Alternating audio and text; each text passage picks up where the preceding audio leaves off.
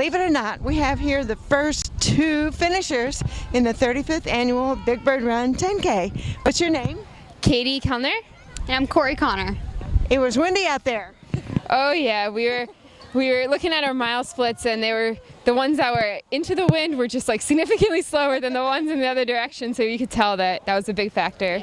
Yeah. So, where are you from originally? I'm actually from Townsend, Massachusetts. Yes.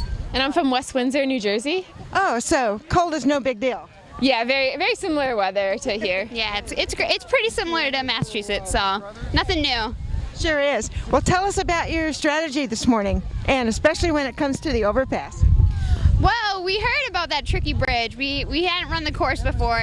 We warmed up on it a little bit. We could tell it was going to be windy right off the bat, just stepping outside. But it was good. Even the bridge, it kind of broke up the race. You know, we had something to look forward to, even though that was tricky, like turning up that. But overall, it was a great little area to run in, and I had a great time. Yeah, I think we just wanted to go out there and work together and get in a really solid, hard effort. You know, it was a little bit of a rust buster to get ready for some bigger races. So it was fun to go out there and run together and, you know, put in a good effort.